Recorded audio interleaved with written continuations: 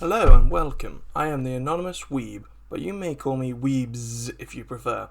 I am here today to talk to you about a theory I had while reading the first chapter of Burn the Witch. How does Reverse London work? For those not in the know, Reverse London is a sort of flip side to the regular London, where all the witches and wizards live, and is the home base of the western branch of the Soul Society, along with the organisation Wingbind. Despite these facts, it doesn't seem that Reverse London is in the Soul Society. Rather, it appears to be in the world of the living, occupying the same space as regular London.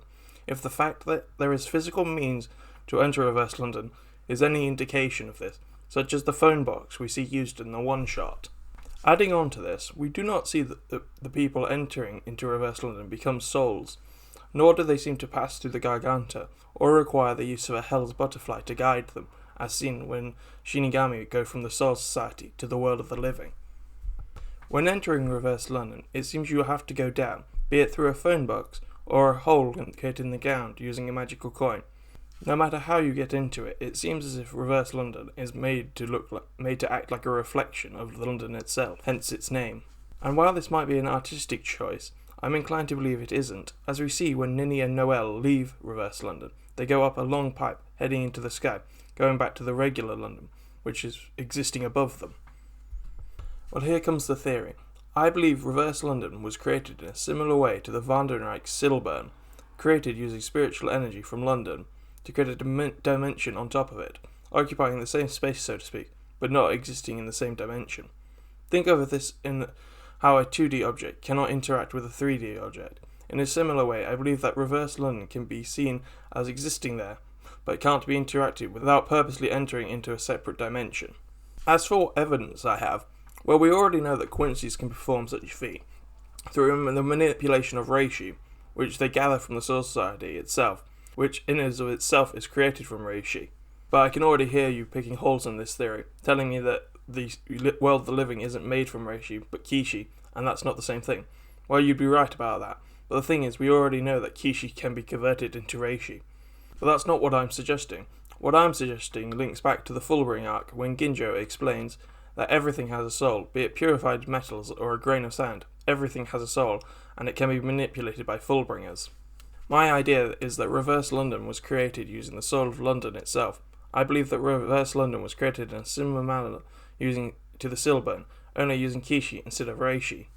We know that the world of the living is balanced against the Soul Society, like they're a mirror to one another. So I don't see why, if the matter of the Soul Society can be manipulated in such a manner, why the soul of the living world can't be. In fact, we already have seen it happen with Yukio's Fullbring. But I have more to go off than just the fact that the people in Reverse London are alive and aren't souls, meaning they have to be made out of kishi. As I said before, we've already seen that Fullbring can manipulate kishi using its soul, similar to how Quincy's are able to break down and manipulate reishi. My next point is a spoiler for anyone who hasn't read Bleach, Can't Fear Your Own World light novel yet, so feel free to skip to the timestamp on screen. I'll give you a moment. For the rest of us, we know that Fullbringers are actually those humans who have inherited a fragment of the Soul King, which causes Hollows to attack them before they are born.